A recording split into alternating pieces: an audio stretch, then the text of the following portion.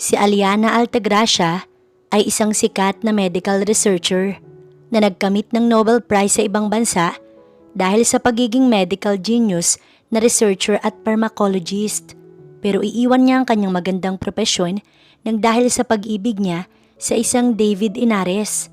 Sa pagsasama nila ni David, kinalimutan niya ang kanyang propesyon at nagmukmuk na lamang sa laboratory ni David na libreng gumagawa ng gamot para sa kumpanya ng kanyang asawa.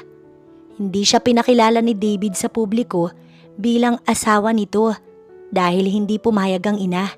Pero may tiwala siya sa lalaking minahal at sa pangako nitong pag-ibig kahit na nasasaktan siya sa nakikitang pagiging malapit ni David sa kung sino-sinong babae.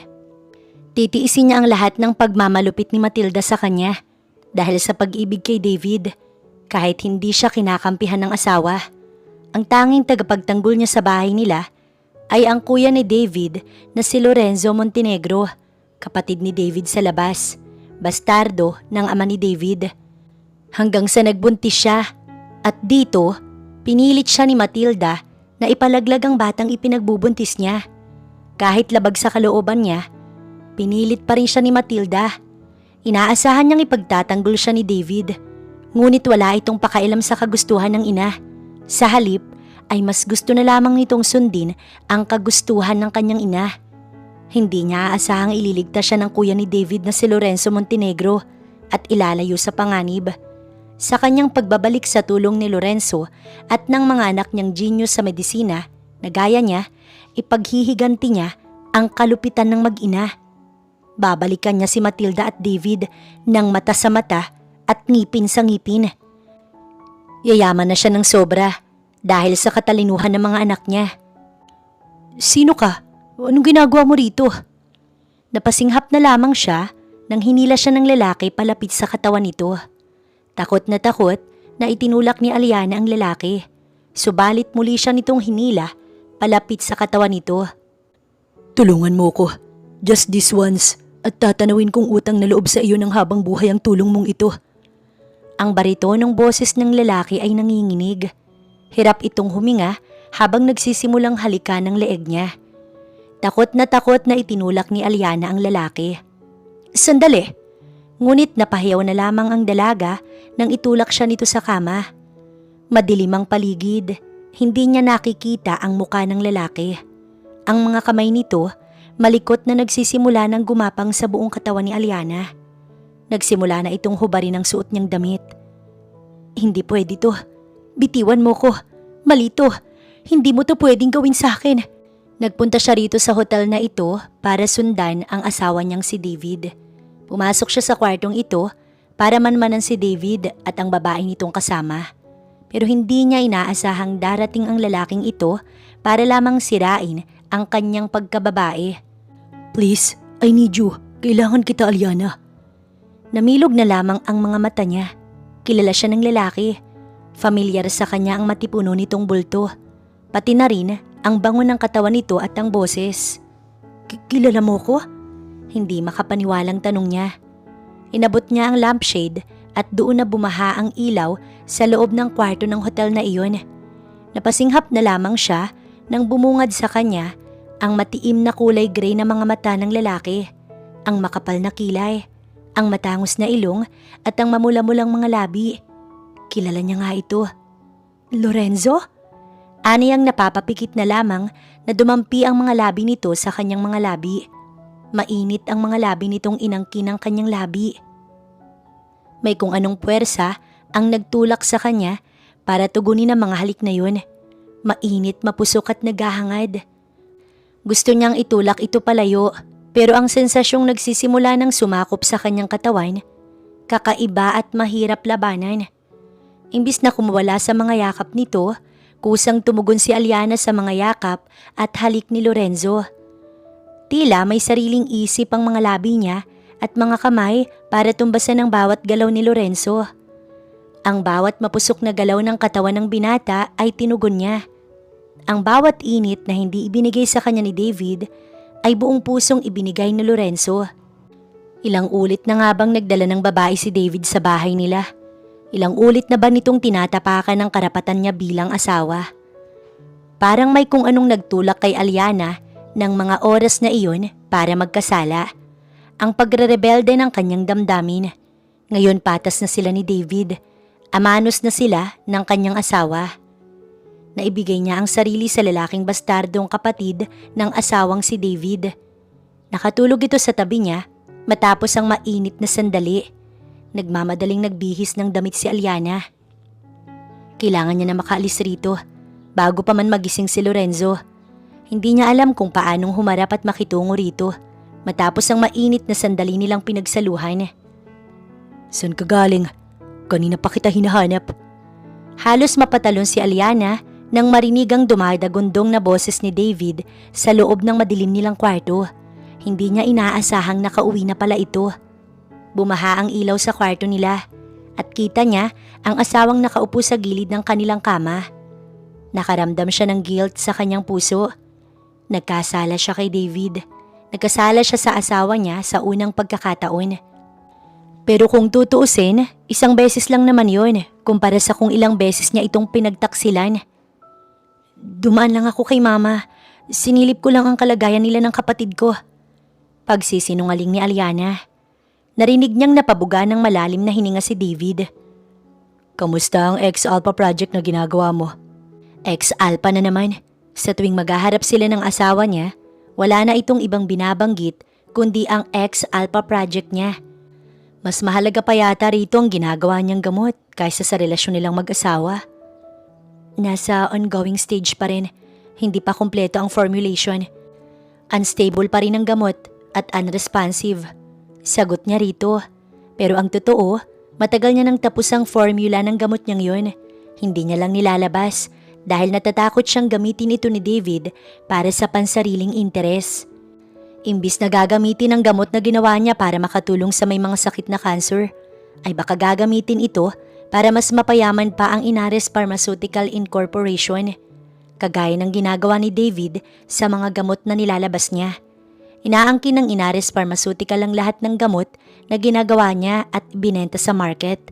Sa mga lumipas na 2 taon na naging asawa siya ni David, naglaho ang pangarap niyang makatulong sa mga taong nangangailangan.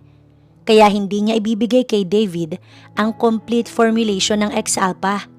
Hindi sa mga kamay ng Inares Pharmaceutical Incorporation, kundi balak niyang makipag-ugnayan sa King's Pharma. "Bakit ang tagal naman yata niyan, ha, Aliana?" Singhal ni David. Umigting ang tenga ni Aliana sa pagsinghal nito sa kanya. "Hindi ako genius, David. Hindi ako magikero na isang kabig at pitik na gagawa na ang gusto mo. But I keep on working on it." Napapikit na lamang siya na pumasok sa banyo para linisin ang katawan. Sa hindi maipaliwanag na damdamin, nawawala ang nararamdaman niyang guilt. Sa loob ng 2 taon, ay ilang ulit na nga ba siyang pinagtaksilan ni David? Oo, mahal niya ito't hindi niya alam kung hanggang saan at hanggang kailan ang kaya niyang ibigay at tiisin para sa pagmamahal niya sa lalaking ito. Siya si Aliana Altagracia, ang pinakamagaling na medical researcher sa bayan ng Santa Ines. Matangkad at may magandang katawan na nakatago sa suot na laboratory gown. Ang mga matang kulay brown na bilugan. May malalantik na pilik mata at perpektong hugis ng kilay. Sobrang ganda na laging nakatago sa ilalim ng makapal na glasses. Matangos ang maliit niyang ilong na bumagay sa maliit niyang muka. Napakaganda ni Aliana. At tila nasasayang lang yata ang angking kagandahan sa lalaking piniling mahalin ng kanyang bulag na puso. Samantalang nagising naman si Lorenzo na mag-isa sa kama. Gumuhit ang matamis ng ngiti ng maalala ang nangyari sa kanila ni Aliana. Pero naikuyom ni Lorenzo ang kamao nang maalala ang nangyari sa kanya. "Hindi mo talaga ako titigilan, Matilda, ha? Pwes, hintayin mo na lang ang gagawin ko sa mahal mong anak." Hindi na nawala ang mga ngiti sa labi ni Lorenzo. Hindi niya inaasahang magugustuhan niya ang asawa ng kanyang kapatid na si David. Sa mga sumunod na araw ay masama ang pakiramdam ni Aliana, kaya hindi na siya pumasok sa laboratory. Pakiramdam niya, nahihilo siya at umiikot ang paningin niya, kaya hindi siya bumangon sa kinahihigaan. Si David ay kanina pa umalis papuntang Inares Pharmaceutical. "Hindi ka bababangon dyan?" Naririnig niya ang pagsigaw ni Matilda sa labas ng kwarto nila ni David. Alam niyang hindi ito titigil sa pagsisigaw hanggang hindi siya lalabas, kaya kahit nahihilo, nagpupumilit na bumangon si Aliana. Si Matilda Inares ay ang mata pobre na ina ni David, ang kanyang biyanan na wala na yatang ginagawa sa araw-araw, kundi saktan ang damdamin ni Aliana. Walang araw ang hindi pinapalagpas ni Matilda para gawing impyerno ang buhay niya sa pamamahay ng mga Inares. Bumungad sa kanya ang galit na si Matilda. "Hindi pa ako nakakakain. Ang tagal mong bumangon. Anong oras na ba? Magluto ka na. Ang kupad mong kumilos." Singhal nito sa kanya. Kahit mabigat ang pakiramdam ni Aliana, nagpupumilit siyang tumungo sa kusina. Ganito naman ang buhay niya rito sa bahay ni na David. Nakasanayan na ni Aliana ang ganitong buhay sa piling ni David. Kahit kailan, hindi naging mabuti ang pakikitungo sa kanya ni Matilda. Nihanda na ni Aliana ang mga lulutuin sa umaga nang makaramdam na naman siya ng pagkahilo. Pakiramdam niya, umiikot ang paningin niya. "Anong nangyayari sa'yo?" Ang baritonong boses na iyon ay tila nagbibigay sa kanya ng kakaibang takot. Si Lorenzo. Bakit narito ang lalaking ito sa pamamahay ng mga Inares? Mabilis ang kilos nitong sinapo ang katawan niyang kamuntik ng bumagsak. "Bitiwan mo ko." Sarkastikong napangiti na lamang itong inalalayan siya na maupo sa upuan. "Ako nang magluluto. Inumin mo na lang ito para mawala ang pagkahilo mo." Ayaw niya sanang tumanggap ng kahit na anong tulong mula sa lalaking ito pero wala siyang magagawa. Sa ngayon, hilong-hilo talaga siya. Si Lorenzo Montenegro ay bastardong anak ni Franklin Inares. Nakatatandang kapatid ito ni David na kanyang asawa. 5 taon ang tanda nito kay David. Hindi rin maganda ang relasyon ng dalawang magkapatid dahil sa agawan ng posisyon sa kumpanya. Kaya alam niyang hindi nakabubuti na mapalapit ang loob niya sa lalaking ito.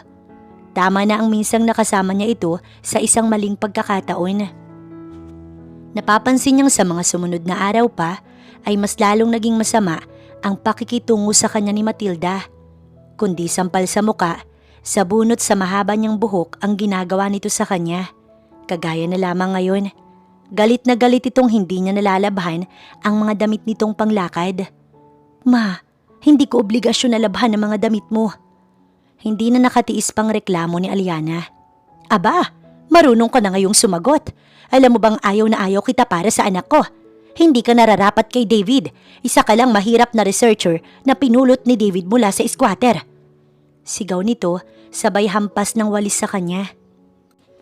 Pinahid niya ang mga luha. Hanggang kailan niya ba titiisin ng ganito? Hanggang kailan niya kakayanin ang ganitong sitwasyon nila ni David? Kakayanin pa ba niya ang lahat ng ito? Pero mahal niya si David. Matagal niya ng pangarap na makasama ito ng habang buhay. Napangiwi na lamang siya habang hinahat compress ang mga pasa na gawa ng pananakit ni Matilda sa kanya. Wala rin namang pakailam si David sa kanya. Wala itong pakailam kung sinasaktan siya ng ina. Lagi itong busy sa kumpanya at kung hindi sa kumpanya, busy ito sa mga babaeng kalaguyo. Halos hindi na nga nito nagagampanan ng papel nito bilang asawa niya. "Ito ba ang buhay na gusto mo?" Napasinghap na lamang sa narinig si Aliana. "Lorenzo, anong ginagawa mo rito?" Bumilis ang tibok ng kanyang puso habang nakatitig sa kulay gray na mga matang matalim na nakatitig sa kanya. Mas lalo pa siyang kinabahan nang makita itong lumapit sa kanya. "Namimiss kita kaya ako nandito." "Lorenzo, tumigil ka." Kinakabahan talaga siya sa tuwing nakikita niya ang lalaking ito. Hindi pwedeng malaman ni David ang kaugnayan niya rito. Sa oras na malaman ni David na may nangyari sa kanila ng kuya nito, ay baka tuluyan na siyang iwan ng asawa. Nagulat na lamang siya nang hablutin nito ang kanyang braso. Napapailing itong makita ang mga pasa niya. Mas nagulat pa siya nang makitang maingat na hinahat compress nito ang mga pasa niya. Maya-maya pa, inilabas nito ang isang cream na gamot ng mga pasa. Ipinahid iyon ng binata sa mga pasa niya. Pagkatapos, iniabot ang gamot sa kanya. Tinanggap niya ang gamot at itinago sa bulsa. "Salamat." "Bakit mo hinahayaan si Matilda na saktan ka? Walang sino man ang may karapatan na manakit sa'yo, kahit na si David. Gumising ka nga sa katangahan mo, Aliana." Mahina lamang ang pagbitaw nito ng mga salitang yun, pero tila iyon ay isang patalim na gumuhit sa kanyang puso. Hindi pagmamahal ang inalay sa iyo ng kapatid ko, kundi ginagamit ka lang niya para makuha ang ex-alpha. Paanong nalaman ni Lorenzo ang tungkol sa mga bagay na yun? Hintayin mo lang ako ng ilang sandali pa. Ililigtas kita rito, Aliana. Gulat na lamang siya sa susunod na ginawa ni Lorenzo sa kanya. Siniil nito ng halik ang mga nakaawang na labi niya at mahigpit siyang niyakap. Nanlalaki na lamang ang mga mata niya nang marinig ang papalapit na boses ni Matilda na siya ay hinahanap. Mabilis na hinila na lamang siya ni Lorenzo patakbo sa likod ng bahay. Dinala siya nito sa hardin kung saan may isang malaking puno ng mangga. Napangiti na lamang siya nang makita ang isang treehouse sa itaas. Ang tagal niya na sa bahay na ito. Hindi man lamang siya napadako sa malawak na hardin na ito. Inalalayan na lamang siya ni Lorenzo na umakyat doon sa treehouse. Napatawa na lamang siya ng mahina nang marinig nila ang matinis na boses ni Matilda na tinatawag ang kanyang pangalan. Napapangiti siyang sinuyod ng tingin ang kabuuan ng treehouse. Ang ganda dito, bulalas niya. Dito ako naglalagi noong hindi pa naghihiwalay sina Mama at Papa. Hindi ako bastardo. Sadyang tuso lang si Matilda, kaya naghiwalay ang mga magulang ko. Ang ina ko ang unang asawa ni Papa. Si Matilda ang kabit ng ama ko. Minamanipula niya si Papa para hindi pa kasalan ni Papa si Mama. Malungkot na kwento ni Lorenzo. Napatawa na lamang si Aliana. Ang saklap naman ng buhay ni Lorenzo sa mga kamay ni Matilda at David. Siya yung kabit pero siya ang matapang at nagawa pang rendahan ng leeg ng ama mo. Ang galing naman ni Matilda, di ba? Palatak niya sabay tawa. Natigila naman siya sa pagtawa nang magtama ang mga mata nila ni Lorenzo. Matiim na naman itong nakatitig sa kanya. Naroon na naman ang bilis ng tibok ng kanyang puso. Aliana, bulong nito. Kasunod nun, hindi na napigilan pa ni Aliana ang mga sumunod na pangyayari. Ang pangako niyang hindi na muli pang mauulit ang ginawa niyang kataksilan kay David ay naulit na naman ngayon sa piling ni Lorenzo. May nangyari na naman sa kanila muli ni Lorenzo. Ang lalaking ito na palaging gumugulo sa kanyang puso. Tila isa itong kitikiti na kapag pumasok sa kanyang isipan ay ginugulo ang kanyang isip. Nagpapabilis ng kanyang tibok ng puso at gumugulo sa damdamin niyang dati pag-aari lamang ni David. Sa mga sumunod na araw, nawindang na lamang siya sa balitang narinig niya. Dinala si Lorenzo ng mga tauhan ni Matilda sa kulungan ng mga baliw. May sakit daw ito sa utak, pero nagdududa siyang may ginawa na namang kabalbalan ng mag-inang David at Matilda para lamang alisin sa landas nila si Lorenzo. Minsan niya nang nakasama si Lorenzo at alam niya mismo sa sarili niyang hindi ito baliw. Nalaman niya ring nasa last will and testament ni Franklin Inares na hahatiin niya ang kayamanan sa 2 anak. Naririnig niyang sobrang galit ni Matilda sa nalaman mula sa abogado ng nag-comatose na asawa. Hindi nito matanggap na may kahati ang anak ni David sa kayamanan ng amang si Franklin. Narinig niya rin mula sa pag-uusap ng dalawa na may napula nila ang mga tauhan sa Inares Medical Hospital para palabasin na may problema sa pag-iisip si Lorenzo. Lihim na nakadama ng galit si Aliana para kay David at Matilda. Gusto niyang tulungan si Lorenzo pero hindi niya alam kung paano. Lumipas ang ilang buwan at wala siyang balita pa kay Lorenzo na nakakulong sa mental facility ng Inares Medical Hospital.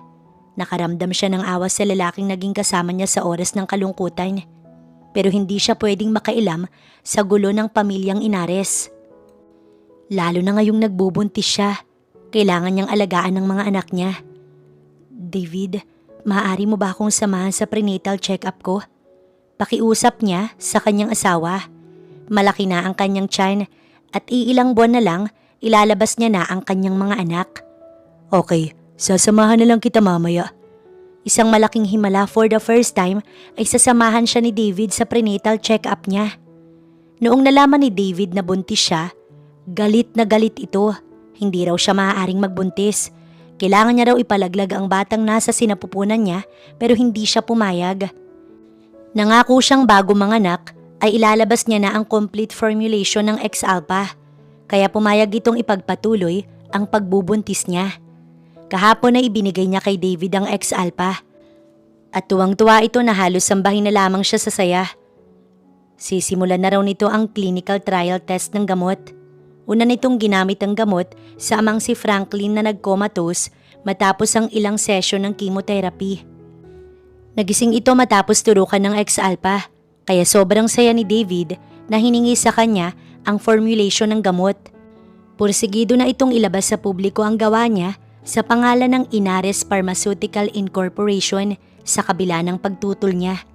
Wala pa siya sa tuktok ng stability ng gamot, kaya natakot siyang baka magkaroon ng side effect ang X-Alpha. Nasa phase 1 pa lamang siya at hindi pa siya umaabot sa final phase, kaya natatakot siyang baka magkaroon ng problema ang ginawa niyang gamot. Pero napakatigas ng ulo ni David at sapilitang kinuha sa kanya ang formulation niya ng X-Alpha.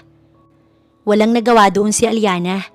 Nagtataka siya kung bakit sumama sa kanila ang ina ni David sa hospital para sa kanyang prenatal check-up. Pero nais lamang daw nitong masiguradong okay ang kalagayan ng mga apo. Kambal kasi ang pinagbubuntis ni Aliana. "David, ano to? David, sagutin mo ko!" Nanginginig na wika ni Aliana nang sa halip na sa ubigay ni siya dadalhin ni David, dinala siya nito sa isang operating room.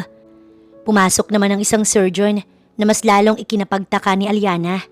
Nagtiimbagang lamang si David. "Makinig na lang tayo sa gusto ni Mama, okay?" Namilog ang mga mata ni Aliana sa sinabi ni David. Napakalakas ng kabog ng puso niya, lalo na noong bumungad sa kanila ang nakangiting si Matilda. "Anong gagawin niyo?" Klaro niyang nakitang pinirmahan ni David ang mga papel sa pag-oopera sa kanyang sinapupunan. Klaro niya ring narinig kay David na ipapalaglag nito ang ipinagbubuntis niya. "David, no!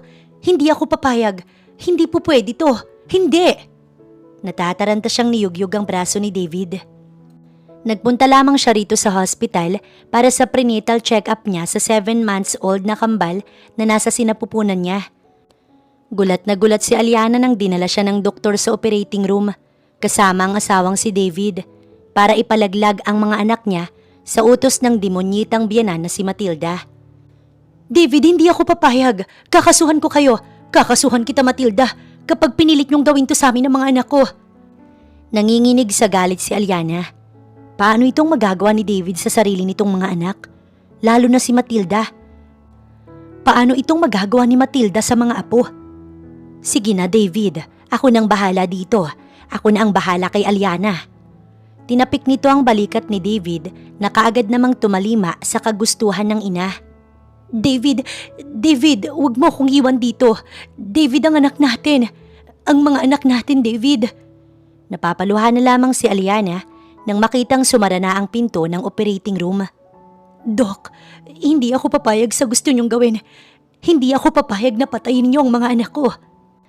"Matilda, ano ba?" Napapasigaw na sa takot si Aliana nang hawakan siya ng mga tauhan nito at inihiga sa operating table. Napatawa na lamang si Matilda. "Hindi mo pwedeng isilang ang mga batang yan. Hindi ko matatanggap na ang kagaya mo ang magdadala ng mga anak ni David. Isa ka lang walang kwentang medical researcher. Hindi ka mayaman na kagaya namin. Hindi ka bagay sa aming mundo, Aliana." "Nasisiraan ka na ba ng bait? Apo mo ang dinadala ko." Dumapo ang kamay nito sa mukha niya. Napakasakit ng sampal na yun, pero ang gagawin ni Matilda sa mga anak niya ay wala nang kasing sakit pa at hindi niya iyon papayagan. "Wala akong mga apo sa kagaya mong isang babaeng mahirap. Isa kang kahig, isang tuka. Akala mo hindi ko alam na pinakasalan mo lang ang anak ko dahil sa kayamanan namin?" Hinila nito ang buhok ni Aliana at sinampal ng napakalakas ang mukha niya. "Wake up!" Hindi pwedeng matatalo siya ni Matilda at magtatagumpay ito sa pagpapalaglag ng mga anak niya.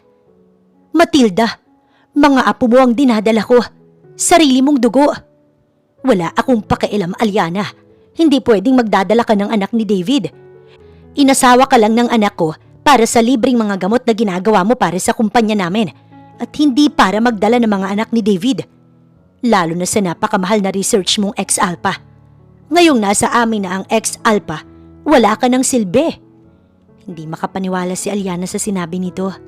All these years, ginawa lamang pala siyang pagkaperahan ng mag-inang Matilda at David. Akala mo ba mahal ka ni David? Kaya ka pinakasalan ng anak ko para kumpletuhin ang formulation ng pinakamahal na gamot na inilabas namin sa market, ang X-Alpha. Ngayong natapos mo na, tapos na rin ang papel mo sa buhay ng anak ko. Natatawang sabi ni Matilda. Itinulak niya ang lalaking may hawak sa kanya at sinipa sa bayag. Kailangan niya makalabas sa dito. Hindi pwedeng mamamatay na lamang ang mga anak niya. Napabangon siya sa operating table at napatakbo palabas. Huwag kayong matakot mga anak. Nandito si Mama. Hawakan niyo ang babaeng yan! Sigaw ni Matilda. Kailangan niya makalabas rito sa hospital. Kailangan niyang mailigtas ang mga anak niya. Magpapakalayo sila. Yung napakalayo at hindi na sila maaaring maabot pa ng makapangyarihang pamilyang Inares. Nagulat na lamang siya nang may biglang humila sa mga braso niya papasok sa isang silid. Nagpupumigla si Aliana, ngunit tinakpan ng malaking palad nito ang bibig niya. Huwag kang maingay. Kung ayaw mong pareho tayong mahuhuli ng mga tauhan ni Matilda. Paglingon ni Aliana, tumambad sa kanya ang mga matitiim na mga mata na kulay gray, makakapal at napaka-perpektong makapal na kilay. Matangos ang ilong at prominenteng muka na animo isang bathalang bumaba sa Mount Olympus. Lorenzo? Kilala niya ito pero hindi talaga siya sigurado dahil madilim ang kwarto. Napasandal na lamang siya sa pader. Ang matitipunong braso nitong nakapalupot pa rin sa katawan niya ay nanginginig. Your drug? Familiar kay Aliana ang sitwasyong to. Parang nangyari na ito noon. Tranquilizer to keep me in this bullshit hospital. To make me look crazy in front of my dad. She is a manipulator. Si Matilda, she is a devil. Paos ang boses nito. Bahagyang itinulak ni Aliana ang lalaki para ito ay tulungan. Sandali. Nangangapa ang mga kamay niya sa dilim. Naghagilap siya ng matalim na bagay sa loob ng kwartong iyon pero wala siyang makita. Napatitig na lamang siya sa mga mata nito. I'm sorry pero kailangan kong gawin to para matulungan ka. Napapikit na lamang si Aliana at kinagat ang braso ng binata hanggang sa ito ay masugatan. Doon umagos ang dugo nito. Napangiti na lamang ito sa ginawa niya. Napayakap na lamang siya kay Lorenzo habang ramdam niya ang malalim nitong paghinga. Ito ang lalaking palaging nagiging pahingahan niya at naging sandalan niya lagi. Can you lend me a phone? Kailangan nating makalabas dito ng buhay. Mabuti na lamang at naroon pa ang telepono niya sa loob ng bulsa ng suot niyang trouser. Pinindot ni Lorenzo.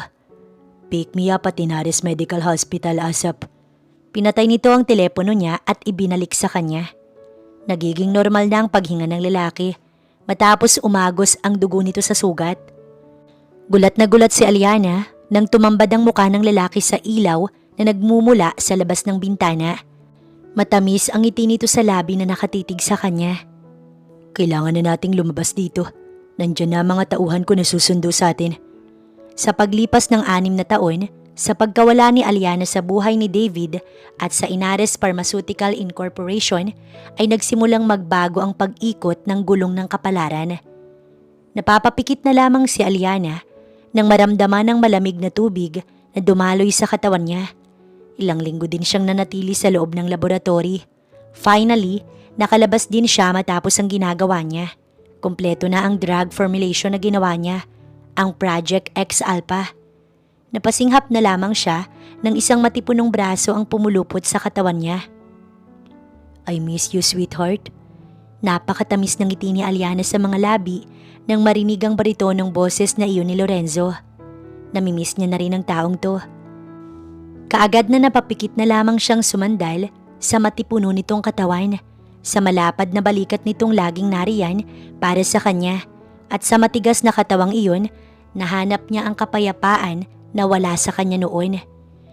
Dahan-dahan siyang iniharap ng lalaking nabasa na rin ng tubig na nagmumula sa shower. Namimiss din kita.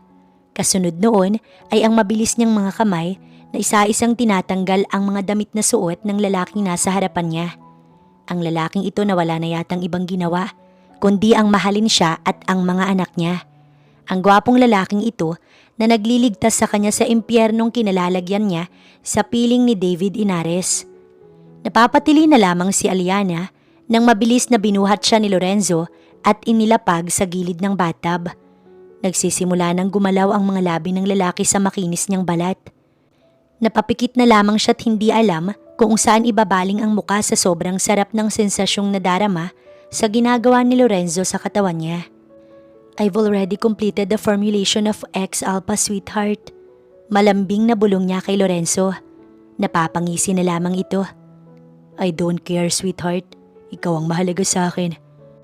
Lorenzo even kissed her deeply. Halos mapupugto na ang hininga ni Aliana sa ginagawa nito.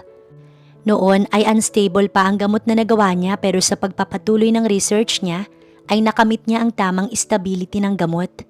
Sa pagsagawa nila ng maraming clinical trial test ay nakamit na rin ni Aliana ang tagumpay. Perpekto na ang X-Alpha niya. Alam mong mahalaga sa akin ang gamot na to, sweetheart. Paungol na wika ni Aliana habang nakapikit sa malapad na balikat ni Lorenzo. I know at nakahanda na ang lahat para sa pagbabalik mo, sweetheart. Gugulatin natin si Matilda. Anas ni Lorenzo. Matamis ng ngiti ang sumilay sa mga labi niya sa sinabi nito. Hanggang sa humantong sa kama ang dalawang katawang iginupo sa pagod sa kaligayahang nadama sa piling ng isa't isa. Napapangiti na lamang si Aliana habang nakatitig sa lalaking katabi. Napakagwapo. Ang mga mata nitong matiim kong tumitig at nakakatakot ay puno ng pagmamahal kong tumitig sa kanya. This cold, ruthless, and heartless billionaire ay ang taong tagapagligtas nila ng mga anak niya. Kilala ito sa industriya nila bilang Mr. Kings, pero walang sino man ang nakakaalam na si Mr. Kings ay si Lorenzo Montenegro ay iisa, ang bastardong anak ni Franklin Inares na minsang ikinulong ni Matilda sa kulungan ng mga baliw. Pero nakakatakot ang pag-ibig na inalay nito sa kanila ng mga anak niya. Paano kung ginamit lamang sila ni Lorenzo para balikan si Matilda at David? Takot na siyang magtiwala at masaktan. Tanging siya lamang ang nakakakilala sa tunay na katauhan ng isang Mr. Kings na nagmamay-ari ng pinakasikat na Kings Pharma, hindi lang sa bayan ng Santa Ines, kundi sa buong Pilipinas na yata. Samantalang sa Inares Pharmaceutical Incorporation, anong nangyayari? Napapaubo na lamang si David sa malakas na usok sa loob ng laboratory at napatakbo palabas. Naikuyom niya ang kamao at napasuntok na lamang sa pader ng laboratorio. Kasalanan itong lahat ng inang si Matilda. Palpak na naman. Napapatakbo naman ang chemist niya. Napasunod ito sa kanya sa may pasilyo kung saan wala na ang makakapal na usok. Gustong matawa ni David sa itsura ni Angela.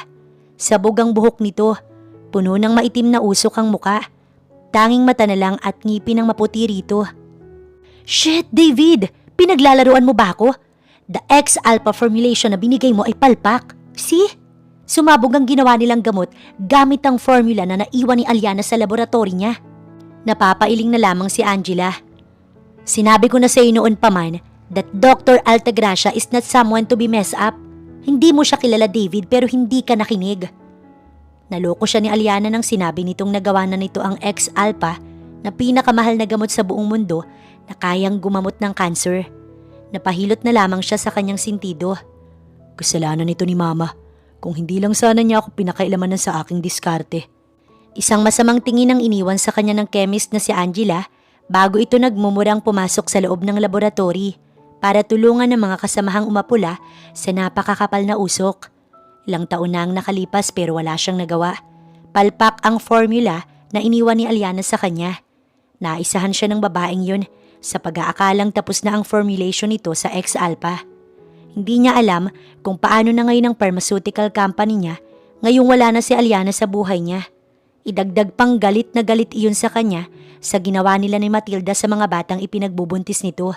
Kaya kahit ano pa sigurong panunuyo ang gagawin niya rito, hinding-hindi na ito babalik pa sa kanya. Wala din naman siyang kakayahan para pigilan ang ina niya sa mga plano. Palpak naman ito palagi.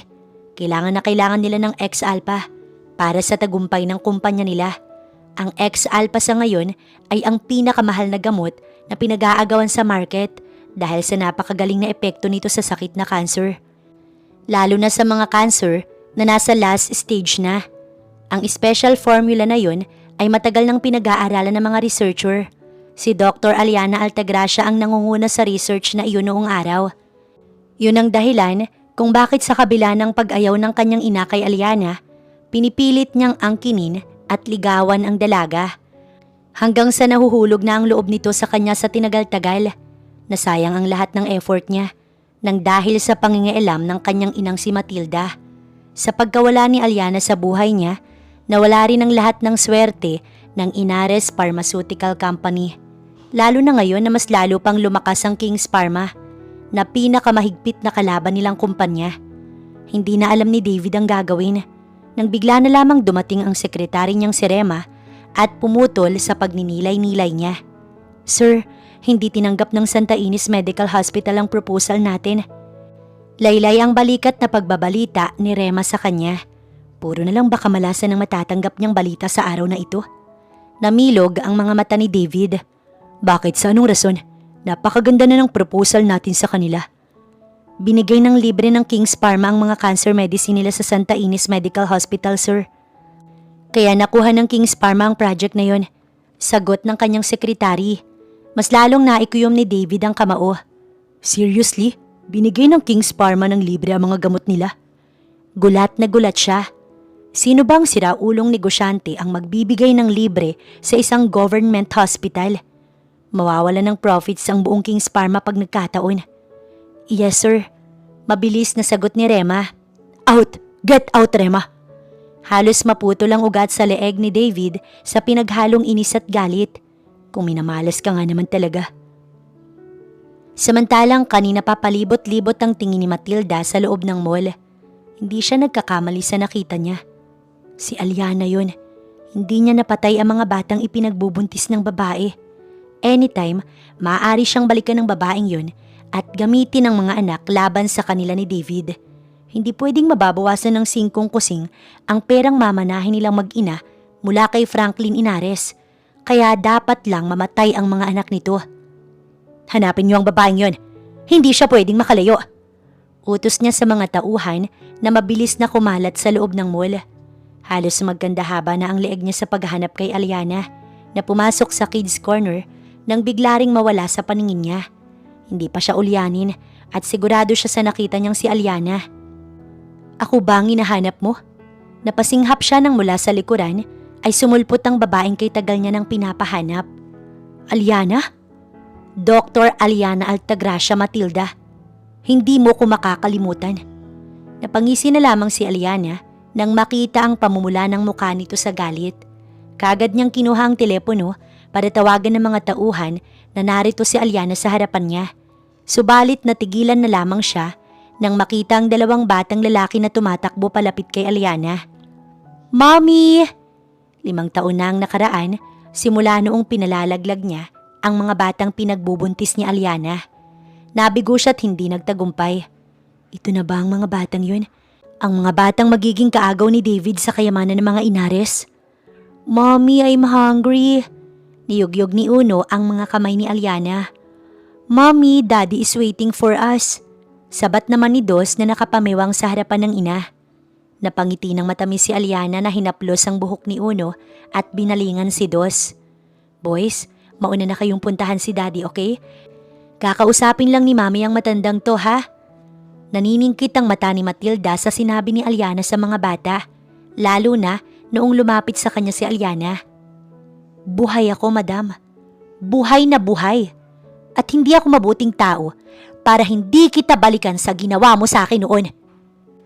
Nanginginig sa takot si Matilda sa nakitang galit sa mga mata ni Aliana. Guards! Guards! Hey miss, someone is bullying me.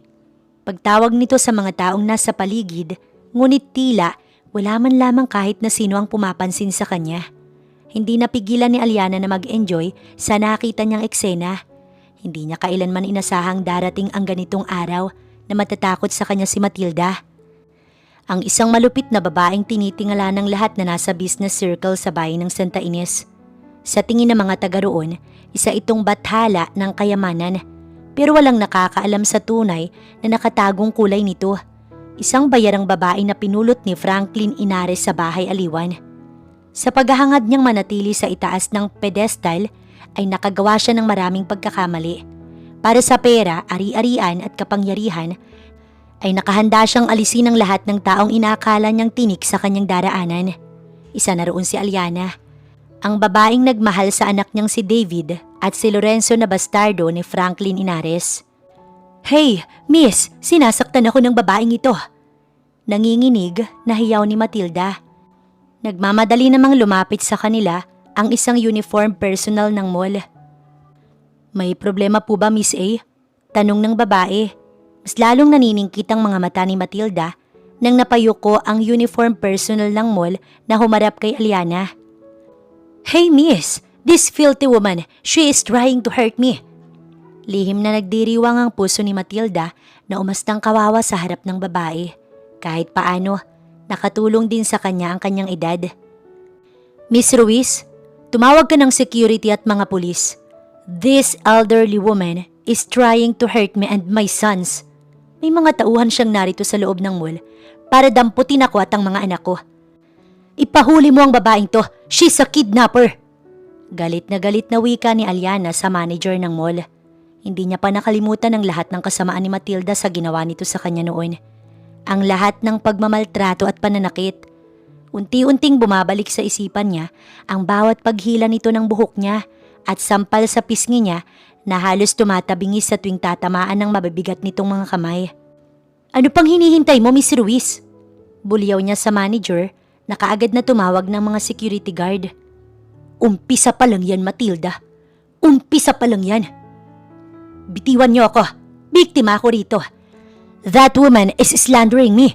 Kakasuhan ko kayo. Magrereklamo ko." Napangiti na lamang si Aliana habang nakikitang kinakaladkad ng mga pulis na dumating si Matilda. Napaka-satisfying ang mga eksenang nakikita niya ngayon. Ang mall na ito ay isa sa mga properties na pag-aari ng anak niyang si Dos na napakayaman na sa murang edad pa lamang. Kaya kayang-kaya niyang utusan ng lahat ng narito para ipakaladkad si Matilda palabas. Pero mas masarap makitang mga pulis ang humila sa matandang bruha. Hindi niya mapigilan ang luhang nagbabantang tumulo sa mga mata niya. Naalala niya ang bawat masasakit na salita, bawat sampal, bawat hila ng buhok at hindi lang yun, pati na rin ang pananakit sa kanya ni David. Iba't ibang babae ang dinadala nito sa bahay na pinapayagan lang ni Matilda. Wala itong pakundangan kung saktan siya. Ginagamit lamang siya ni David para mapasa kamay ng Inares Pharmaceutical ang ex-Alpha, kung saan siya ang tumatayong head researcher. Ginagamit lamang siya ni David para sa libreng gamot na ginagawa niya. Nilalabas iyon ng Inares Pharmaceutical at binibenta. Pinagkakakitaan ang gawa niya. Satisfying ba? Napasinghap na lamang siya nang pumulupot ang matipunong braso ni Lorenzo sa katawan niya. Pinahid niya ang luha. Kulang pa ang lahat ng iyon sa ginawa nila sa akin. Sa ina ko at sa iyo, sweetheart. Nilingon niya si Lorenzo at nagtama ang mga mata nila. Naghinang ng ilang sandali. That eyes na tumutunaw sa lahat ng galit niya sa mundo tuwing magtatama ang mga mata nila. That looks that melt her heart. Alam ko, sweetheart. So you need to calm down, okay? Relax. Ang nakabukang mga bisig nito, hinila siya at isinandal sa malapad na dibdib. Ito ang nagiging sandalan niya sa mga lumipas na iilang taon. Ito ang nagiging tahanan niya sa lahat ng problemang dinanas niya. Ito rin ang naging kaagapay niya sa pagpapalaki sa kambal niya. Ito ang tumayong ama kina Uno at Dos. Ito ang nag-iisang taong hindi nangiiwan sa kanya. "Mommy, Daddy, naglalambingan na naman kayo eh. Gutom na kami ni Uno." Napatawa na lamang si Lorenzo na pinisilang matangos na ilong ni Dos. Hinapit ni Lorenzo ang maliit niyang bewang palapit sa katawan nito habang ang isang kamay ay nakahawak sa mga kamay ni Dos. Magkasabay silang naglakad patungo sa paborito nilang restaurant. Naroon na si Uno na tapos ng umorder para sa kanilang kakainin. Sa pagtatagpo nila ni Lorenzo ay kailangan nilang isa't isa para takasan si Matilda. Sa ngayon, magkahawak kamay silang dalawa para pabagsakin ng mga Inares. Siya para maghiganti kay Matilda at David, habang si Lorenzo ay para makuha ang karapatang pinagkait sa kanya ni na Matilda at David, para iligtas ang ama sa mga kamay ni Matilda.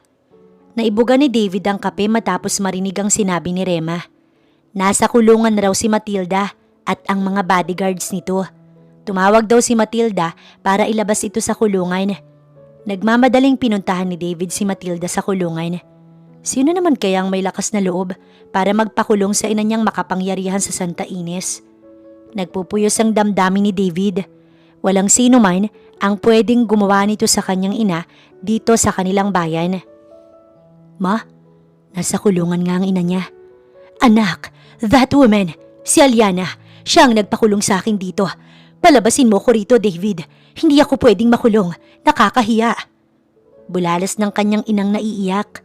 Mabilis na pinaasikaso niya ang lahat sa abogado niya para makalabas ng kulungan ng kanyang inang si Matilda.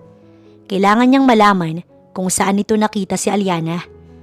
Kailangan niya si Aliana para ibalik sa tabi niya. Lalo na ngayon, natagilid na ang Inares Pharmaceutical Incorporation. Magbabayad ang babaeng yun sa pagpapakulong niya sa akin. Letche siya. Masamang tingin ang binigay niya sa ina. Hindi siya papayag na sisirain na naman ito ang kanyang mga plano. Mahigpit na hinawakan ito sa balikat ang ina. Listen ma, kailangan ko ngayon si Aliana sa tabi ko. Kailangan ko siya para sa Inares Pharmaceutical. Nanlilisik ang mga mata ni David. No David! Nahihirapan nga kung alisin ang babaeng yun sa tabi mo tapos ibabalik mo. Singhal ng ina niya matapos itapon ng bag sa sofa. At sa tingin mo ba'y babalik siya sa atin matapos ang ginawa natin sa mga anak niya? Ma, kasal kami at gagamitin ko ang mga anak niya para bumalik sa akin si Aliana. Kung sino man ang taong nasa likod niya, malilintikan sa akin. Alam niyang may malaking tao ang nasa likod ng asawa niyang si Aliana. Lumalakas na ang loob nito para ipakulong ang kanyang ina, kaya gagawin niya ang lahat para makuha ang asawa at ang mga bata. Samantalang sa bahay ni Lorenzo, "Shoot! I did it!" Sigaw ni Uno na nakatitig sa paggalaw ng mga molecules ng bagong dinedevelop niyang gamot. Tinanggal ng bata ang suot na mask at halos mapapatalon sa saya. "Mommy, look at the molecule movements of X-alpha, killing the cancer cells faster than ever." Namilog ang mga mata ni Aliana habang nakatitig sa screen ng monitor. Napatakbo siya sa mesa at sinuri ang version 2.0 X-alpha na gawa ng anak niyang si Uno. Napapasigaw na lamang sa saya si Aliana. "Brilliant baby! Ang galing ng anak ko!" Kita naman nilang dalawa ang naiinis na si Dos sa ingay nilang mag-ina. Kumuha ito ng earpads at seryosong nakatitig din sa monitor ng laptop niya. "Really ha? Gusto mong pasukin ang system ko? Pues makikilala mo ang bangis ni Dos." Nagkatinginan sila ni Uno nang makitang napakabilis na mga kamay ni Dos na gumagalaw sa keyboard ng laptop. Sunod-sunod naman ang paglabas ng mga algorithmic codes sa monitor ng bata at pagkatapos napapalatak na lamang ito. "Good, good. Go, go, go. One more. Dos, come on." Napapailing na lamang si Aliana. Wala siyang naintindihan sa lahat ng nakita niya sa monitor. Pero kitang-kita niya rin ang excitement sa mga mata ni Uno na tumabi sa kakambal. Nag-iingay na rin ito. Napapaisip na lamang siya kung ano bang kabayanihan ang nagawa niya noon at binayayaan siya ng dalawang genius na anak. Isang genius medical researcher si Uno na 7 taon pa lamang, manang-mana sa ina. Habang ang kambal na si Dos ay isang genius IT expert na kayang gumawa ng mga makabagong algorithmic codes. Si Dos ay isang napakagaling na CEO sa batang edad. Minamanage nito ang napakalaking crypto company sa bansa. Napakalaki na ng assets ng anak niyang si Dos. Sa batang edad nito ay isa ng bilyonaryo ang anak na binansagang prince sa crypto world sa tulong ni Lorenzo. Maya-maya pa, napatakip na lamang siya ng tenga matapos matagumpay na napasok ni Dos ang system ng kumalaban sa kanyang IT expert. Isa na namang luhaan at talunan. Tss. Okay guys, nakahanda ng hapunan natin. Let's go! Bungad naman sa kanila ni Lorenzo na may hawak pang sandok at nakasuot ng apron. Sinalubong ito ni Aliana ng isang halik sa labi at yakap. Napakasaya ng pamilyang binuo nila ni Lorenzo. Konti na lang at magiging kumpleto na ang kasiyahan nila. Ang matupad ang mga plano nila ni Lorenzo para sa mga Inares. At ang makuha nga man itong pinahihirapan ni na David at Matilda sa loob ng Inares Medical Hospital. Mommy, Daddy, may mga bata rito. Saway ni Dos na tinakpan ng mga mata ni Uno. Napatawa na lamang silang dalawa na hinila ang mga ito't dinala sa dining room para kumain. Sa mga sumunod na araw, inilabas na ng King's Pharma ang update ng ginagawang version 2.0 na X-Alpha ni Uno. Nasa phase 1 na ng clinical research ang X-Alpha at sobrang nawindang ang lahat ng mga pharmaceutical company nang malamang libreng ibibigay ng King's Pharma ang X-Alpha sa mga hospitals, lalo na sa mga government hospitals. Dumb! Fucking bullshit! Nababalo na ba ang King's Pharma? Galit na galit si David na itinapon ng hawak na kupitang may laman na alak. Sobrang pinaghirapan ni Aliana noon ang paggawa ng X-Alpha. Kaya halos hindi siya makapaniwalang may version 2.0 na ang gamot na ito at ibibigay pa ng libre ng King's Pharma. Paano naman silang ibang mga drug developer? Na hirap na ngang gawin ng X-Alpha. Lalo nang nabaon ng kumpanya ngayon sa panggigipit ng King's Pharma sa kanya. Napuno na siya ng utang. Malaking halaga ang nautang niya sa isang crypto company na nag-operate sa bayan ng Santa Ines. 1 buwan na lang ang palugit ng crypto company na inutangan niya ng malaking halaga.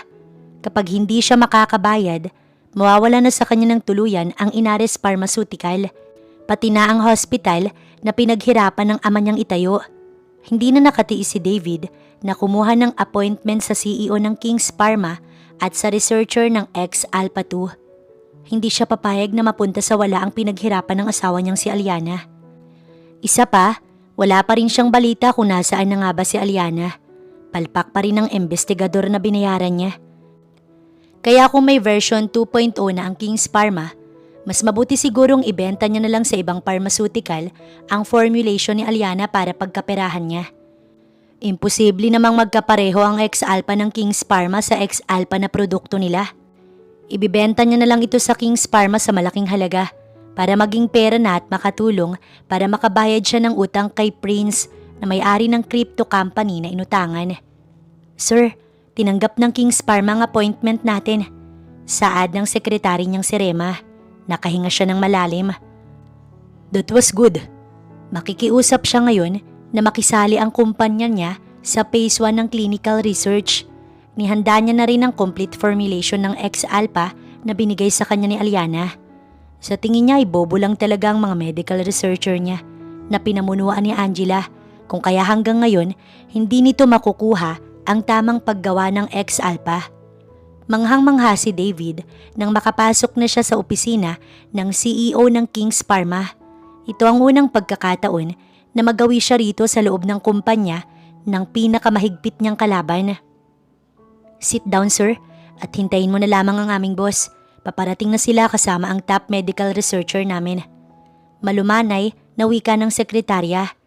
Ilang oras na ang lumipas at nababagot na si David. Ilang tasa na ng kape ang naubos niya at ilang oras na ang nasayang niya sa kakahintay sa CEO ng King's Pharma. Shit, pinaglalaroan mo ba ako? Napadako ang tingin niya sa pinto nang bumukas yun. Inilabas doon ang 2 bata. Nakasunod dito si Aliana na sobrang laki na ng pinagbago. Hindi napigilan ni David ang mapahanga sa ganda ni Aliana ngayon na nasa harapan niya. Ang dating babaeng lagi nakasuot ng salamin at laging nakasuot ng lab gown. Napakagandang tingnan sa suot na flowy skirt na bulaklakin. Pinarisan iyon ng isang kulay puting tank top na hapit sa katawan. Ang mahabang kulot na buhok ay mas lalong dumagdag sa lakas ng karisma ni Aliana. Ibang-iba na ang Aliana na nasa harapan niya ngayon. Aliana? Bungad niya sa babae na akmang lalapitan niya, ngunit hinarang siya ng 2 batang lalaki na magkamukhang magkamuka. Ito na ba ang mga batang pilit niyang pinalalaglag sa sinapupunan ni Aliana noon? Dumiretso ang babae sa upuan ng CEO, kaya ganoon na lamang ang pagkagulat ni David. Si Aliana ba ang asawa niyang may-ari ng King's Pharma? Sit down, Mr. Inares. Nasa meeting pa ang asawa ko. Namilog ang mga mata ni David. Anong asawa? Ako ang asawa mo, Aliana. Matamis ng ngiti lamang ang sumilay sa mga labi nito na may kinuhang mga papel mula sa drawer ng mesa. Inilapag iyon ni Aliana sa harapan niya. Anong ibig sabihin nito? Isang papeles ang nasa harapan ni David na nagpapatunay na dalaga si Aliana. 3 taon na ang nakalipas. ang petsa simula noong kinuha ito sa statistic office. Napatawa na lamang si Aliana. Ibig sabihin, peke ang kasal natin. Pineke ng nanay mong magaling. Napapailing na lamang si Aliana, pero napakasaya niya noong malaman niyang hindi totoo ang kasal nila ni David. Inalok siya noon ni Lorenzo ng kasal, pero nag-aalangan siya dahil kasal siya kay David. Pero iniabot sa kanya ni Lorenzo ang mga papel na yon. Nakita niyang mula sa statistic office na nagpapatunay na single pa ang status niya at hindi totoo ang kasal nila ni David. Pumabor kay Aliana ang kasakiman ni Matilda nang dahil dito pinakasalan niya si Lorenzo. Salamat sa nanay mo't hindi pala tayo mag-asawa. Hindi napigilan ni David na masuntok ang mesa. Napaigtad ang dalawang bata sa nakita. Mabilis na niyakap ni Aliana ang mga bata. Pwede ba tumigil ka dyan? Baka ipakaladkad kita palabas dito. Natatakot ang mga bata sa'yo. Ikinalma ni David ang sarili. Kailangan niyang suyuin ang mag-ina niya. Ito yung mga anak niya na sa pilitang pinalalaglag ng ina niya. Sila ba ang mga anak ko? Naniningkit ang mga mata ni Aliana. Hinding-hindi siya papayag. Nakikilalaning ama ng mga anak niya si David. Hindi, dahil ako ang ama nila. Napangiti na lamang si Aliana nang marinig ang baritonong boses ni Lorenzo. Daddy! Namilog ang mga mata ni David nang makita ang kanyang bastardong kapatid. Ito ang lalaking ipinalit sa kanya ni Aliana. Ito ang mayamang lalaki na kinakasama nito at nagpakulong sa mama niya. Naniningkit ang mga mata ni David nang makita niyang binuhat nito sa dalawang bisig ang dalawang bata. Anak ko sila. Mga anak ko sila kaya ako ang dapat na gumagawa niyan. Daddy, he is a bad person. He punched the table and got angry with mommy. Pagsusumbong ni Uno. Hanggang ngayon ba hindi ka pa rin nagbago, David? Isa ka pa rin talunan na nagtatago sa saya ng mama Matilda mo. Natatawang wika ni Lorenzo na sinalubong ng halik si Aliana. These are all mine. They were all mine. Nagpupuyos ang kalooban ni David sa natuklasan na kinuha ni Lorenzo sa kanya ang mag-iina niya. Idagdag pang wala siyang habol kay Aliana dahil peke ang kasal nila. Inis na inis siyang pati ang mga anak niya ay inaangkin ng bastardo ng ama niyang si Lorenzo. Lorenzo is the CEO of King's Pharma and Uno is the one medical researcher ng X-Alpha version 2.0. Mapagmalaking wika ni Aliana. Halos hindi siya makapaniwala na ang batang pinalalaglag niya sa sinapupunan ni Aliana ay isang genius na mas magaling pa kay Aliana. Nagpupuyos lalo ang damdamin ni David. Pakiramdam niya, pinagsakluban na siya ng langit sa nangyari ngayon. Paano mo inilabas ang version 2.0 ng X-Alpha? Gayong hindi naman perpekto ang formulation mo ng unang X-Alpha. Seryosong tanong ni David na inilahad sa harapan ni Aliana ang formulation na ibinigay nito noon. Niloloko mo ba ako, Aliana? Mahinahong tanong niya. Ayaw niyang mas matakot pa sa kanya ang mga batang nasa kandungan ni Lorenzo. Mga anak niya ang mga ito, kaya kailangan niyang makuha ang mga anak niya. Kukunin niya kay Aliana at Lorenzo ang mga bata. Hindi kita niloloko. Diba sinabi ko sa iyo noon na nasa phase 1 pa ng clinical trial ang X-Alpha? Kaya hindi mo pa iyon maaaring isa publiko. Hindi ka nakinig. So dahil nasa phase 1 pa ang gamot, maaaring magbabago pa ang stability nito depende sa kaso ng pasyente. Napatayo ito at may kinuha sa loob ng bag. Isinaksak nito ang hawak na USB sa computer monitor.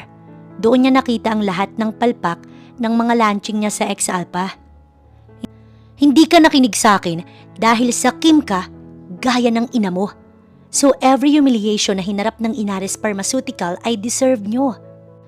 Mas magaling pa kayo sa akin, gayong ako ang medical researcher ng gamot. Napapalatak na wika ng babaeng dati ay pag-aari niya. So narito ka ngayon para makipag-usap sa akin na i-credit sa Inares Pharmaceutical ang first version ng X-Alpha para sa pera. Napatawa ng pagak si Lorenzo na ibinaba ang mga bata sa kandungan. Mga anak, go to your room. Utos ni Lorenzo sa mga bata na kaagad namang tumakbo papasok sa kwarto nilang nasa loob lang din ng opisina ng kanilang ama. Isang private room na sinadyang ipagawa nito noong baby pa sila para alagaan sila ng ama habang ito ay nagtatrabaho. Dito na hindi nakatiis si Lorenzo. Naniningkit ang mga matang nakatitig kay David. Galit na galit ang mga matang nagbabaga ang tingin kay David. So you think, papayagan pa kitang makalapit sa mga anak ko? After all you have done to them, hindi ba't hindi mo sila matanggap noon at pilit mo silang pinalalaglag sa sinapupunan ni Aliana? Kinwelyuhan ni Lorenzo si David, habang si Aliana naman ay hindi na nagawang itago ang galit kay David. Ngayon, kukunin mo sila mula sa akin para ano? Para gaya ni Aliana ay pagkakitaan mo? Galit na umigkas ang isang kamao ni Lorenzo na tumama sa mukha ni David. Hindi pa ito nakontento, muli nitong inatake si David at sinipa ng malakas. Napaigik si David sa sakit ng katawan na tumilapon at bumalandra sa pader ng opisina ni Lorenzo. Nababalo ka na ba't nananakit ka? Hiyaw nitong pinahid ang dugo sa gilid ng labing pumutok matapos tamaan ng malakas na suntok ni Lorenzo. Napangisi naman si Lorenzo na nilapitan si David. Muli niya itong hinawakan sa kwelyo. Nakakalimutan mo na bang binayaran ng ina mo ang doktor sa Inaris Medical Hospital? Para lang maglabas ng peking diagnosis na may sakit ako sa utak? To keep me in the mental facility? Hindi ba gusto mong magkaroon ng kapatid na baliw? Now, papatulan ko na ang kabaliwan ninyong mag-ina. Masaya ka na ba? Kasunod noon, muling tumilapon ang katawan ni David sa dingding ng opisina ni Lorenzo. Napasuka siya ng dugo. Napakalakas ni Lorenzo at wala siya sa laki ng katawan nito. Tumawag si Aliana ng mga security guard at pinakaladkad niya si David palabas ng opisina. Kung kaya mo nang lumaban ay balikan mo ko. Hindi ko ibabalik sa iyo si Aliana at ang mga bata. Galit na sigaw ni Lorenzo kay David na kinaladkad ng mga tauhan niya palabas ng King's Parma. Nanginginig namang niyakap ni Aliana si Lorenzo. Kitang-kita niya sa mga mata niya ngayon kung paanong magalit si Lorenzo. Ito na nga bang kinatatakutan niya na baka ginagamit lamang sila ni Lorenzo para balikan ang mga taong nanakit sa kanya, na baka ginagamit lamang siya nito at ang mga anak niya sa paghihiganti kay David. Natatakot siyang magtiwala kay Lorenzo pero hindi niya mapipigil ang sarili niyang ito ay mahalin. Hinila siya ni Lorenzo at mahigpit na niyakap. Hindi ko kayo ibabalik sa kanya. Magkakamatayan kami kapag ilalayo niya kayo sa akin. Kahit siya pa ang ama ng mga bata, hindi ako papayag na mawawala kayo sa buhay ko. Napalunok na lamang si Aliana. He looked so frustrated habang yakap-yakap siya. Natatakot na siyang masaktan. Natatakot siyang ginawa na naman siyang kagamitan ni Lorenzo. Pero sa lahat ng oras na kasama niya ito, hindi niya naramdamang isa siyang kasangkapan. Napakayaman na nito nang dumating siya sa buhay nito. Matapos nilang makatakas kay Matilda, nalaman niyang ito ang may-ari ng King's Parma. Ito rin ang nag-aalaga sa mga anak niya habang siya'y nasa trabaho. Ni hindi ito kumuha ng nani para masiguradong maalagaan ng husto ang kambal. Mas magaling pa itong mag-alaga sa mga anak niya. Kaya kung sakaling ginagamit man siya ni Lorenzo, ay tatanggapin niya na lamang ang lahat ng to. Mahal niya na ito at hindi na kaya pa ni Aliana na muling mabigo sa pag-ibig. Kung tamang ginamit man siya ni Lorenzo, ay at least ramdam niyang mahal siya nito at mahal nito ang mga anak niya.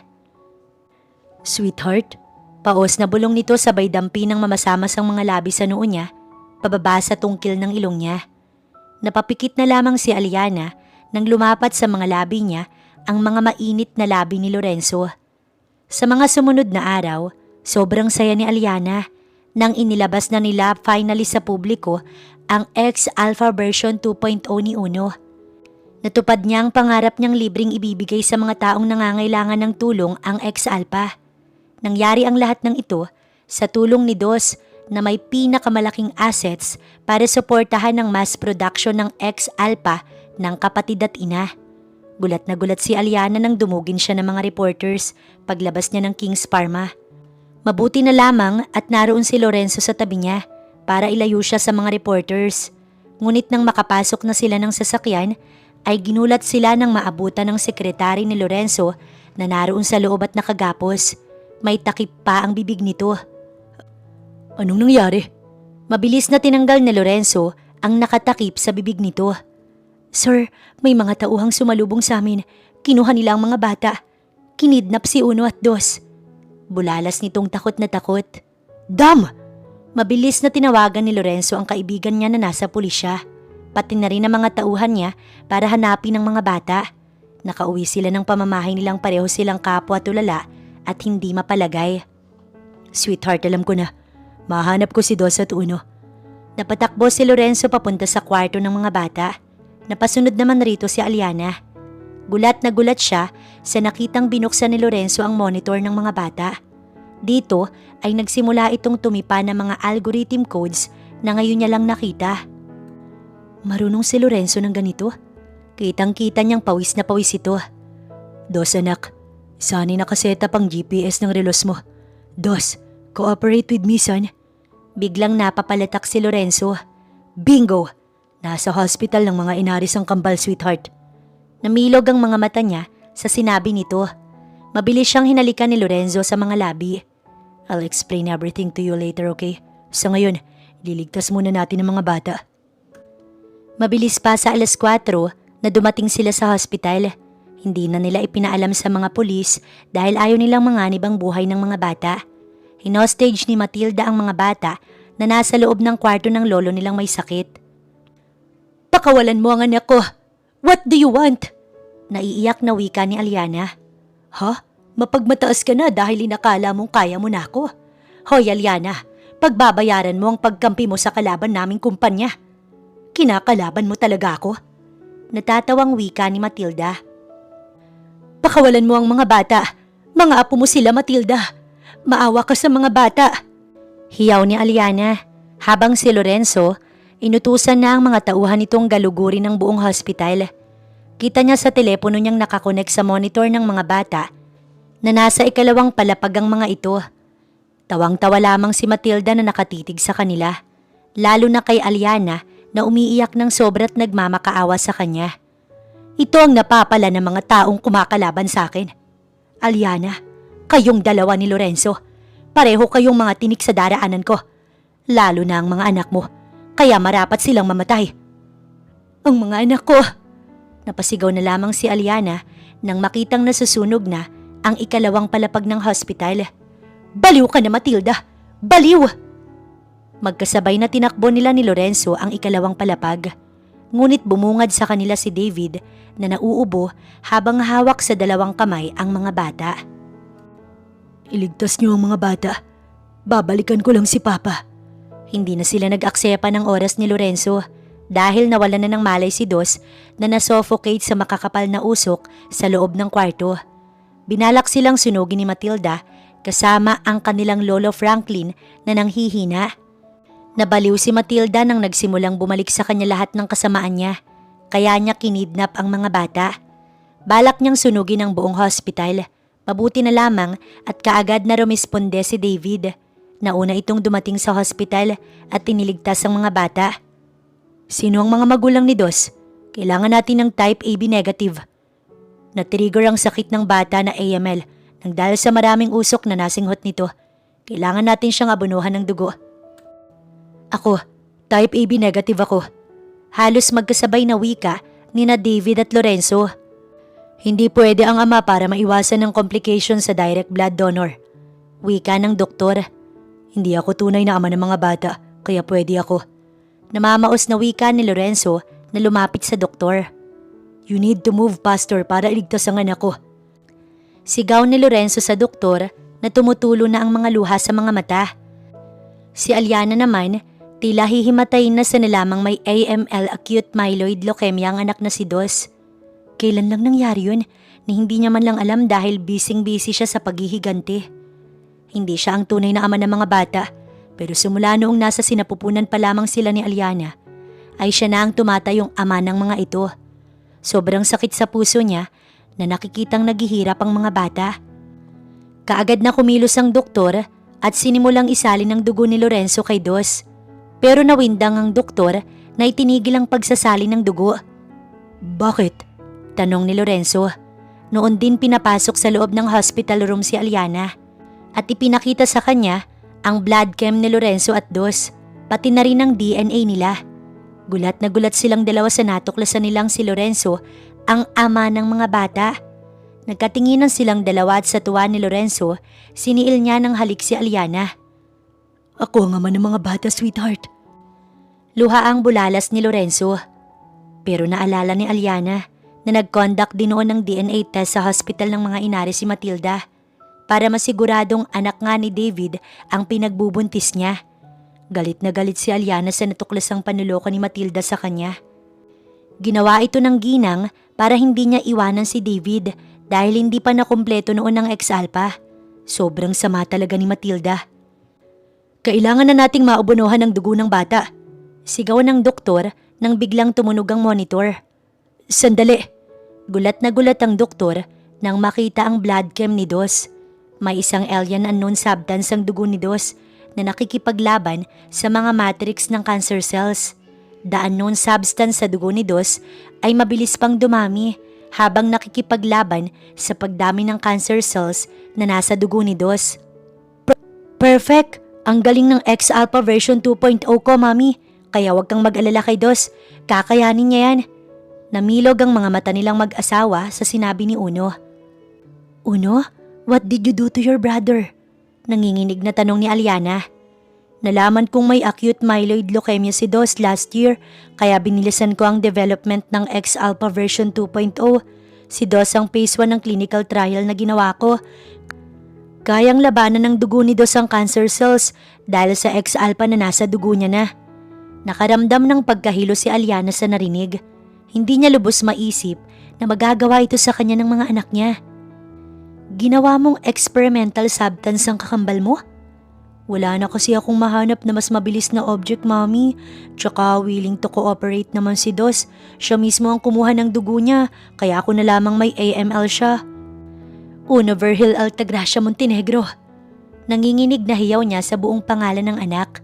Sa pagsugal ni Aliana muli sa kanyang pag-ibig, hindi siya binigo ni Lorenzo. Totoo ang pagmamahal nito sa kanila ng mga anak niya. Kahit noong hindi pa nito alam, ang totoo na anak talaga nito ang kambal. Tuluyang gumaling si Dos dahil sa development na gamot ni Uno. Mabuti na lang at binigyan siya ng Diyos ng 2 genius little angels. Habang si Dos pala ay namana ang pagiging genius IT expert ng amang si Lorenzo. Kaya pala gulat na gulat siyang marunong din si Lorenzo sa mga algorithmic codes na hindi niya talaga maintindihan. Sweetheart, look, 6 years old na ang kambal. Baka pwedeng sundan na natin sila. Panunodyo ni Lorenzo. This is good, Dad. Para mapag-aralan ko naman ang bagong gamot na dinedevelop ko. Baka may cancer din ang baby ninyo. Uno? Hiyaw ni Aliana na binato ng una ng anak. Tawang-tawa naman si Dos na inabot sa ama ang bagong algorithmic code na ginawa nito para sa King's Pharma. Napahilot na lamang sa ulo si Aliana. Mahihilo na yata ako sa tatlong to. Bulong niya habang pinapanood ang mag-aama na masayang nagtatawanan. Lumapit si Lorenzo at marahang niyakap ang kanyang asawa sa balikat. Pero masaya ka naman, di ba, sweetheart? Napatingin siya sa mga anak nila. Si Dos na dati halos mawala sa kanya. Ngayon ay buhay, masigla at matalino. Si Uno na laging may pakulo. Ngunit ang katalinuhan ay siyang naging daan ng kaligtasan ng kakambal. Sa likod ng mga kalukuhan nila, naroon ang puso, pamilyang kompleto, buo at puno ng pagmamahalan.